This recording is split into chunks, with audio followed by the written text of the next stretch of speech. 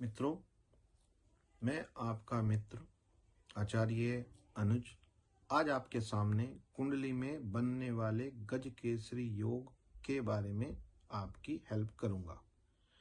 गज केसरी योग की मुख्य शर्तें क्या हैं?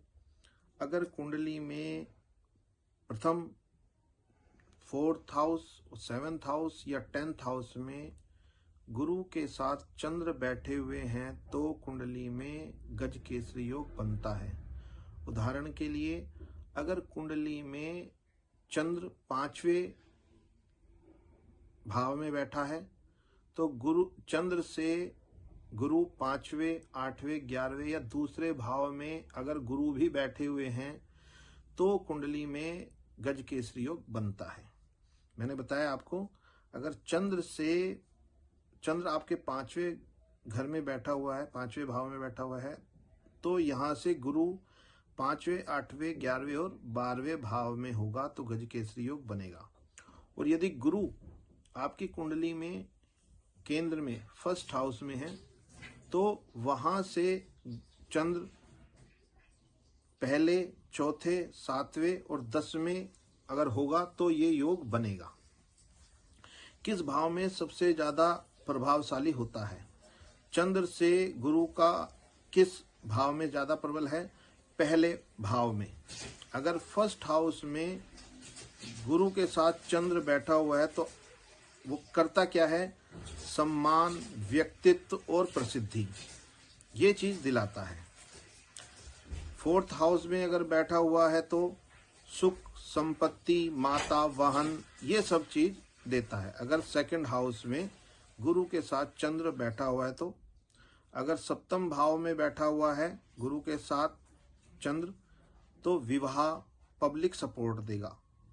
अगर 7th हाउस में बैठा हुआ है, अगर 10th हाउस में बैठा हुआ है तो करियर देगा, पद देगा, नाम देगा। ये तीनों चीजें आपको मिलने के संभावना है अगर 10th हाउस में गुरु के साथ चंद्र आपकी कुंडली में बैठे हुए हैं तो। और योग कमजोर कब होगा? आपकी कुंडली में बैठ तो गए, अब सपोज बैठने के बावजूद आपको उस लेवल का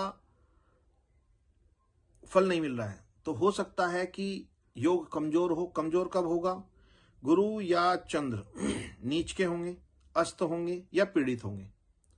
मतलब अगर गुरु के साथ चंद्र बैठा हुआ भी है और आपको फल नहीं मिल रहा है, इसका मतलब ये है कि वो योग जो है वो कमजोर है। कमजोर क्या? गुरु और चंद्र नीच के ना हो, अस्त ना हो या पीड़ित ना हो। राहु, केतु या शनि की कैडी दृष्टि उनके ऊपर नहीं होनी चाहिए। राहु, केतु और शनि की। चंद्र अमावस्या के पास ना हो, मतलब जिस दिन आपका जन्म हुआ हो सकता है कि वो अमावस्या या फिर अमावस्या के पास में आपका जन्म हो तो वो कम बल वाला होता है। विशेषतः इसके लिए क्या करें? व्रत करें।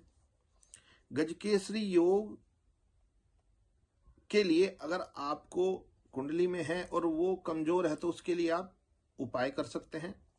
उपाय के लिए आप हमारे को कॉल बैक कर सकते हैं, व्हाट्सएप मैसेज कर सकते हैं, हमारा चैनल सब्सक्राइब और फॉलो भी कर सकते हैं। तो उसके थ्रू भी आपको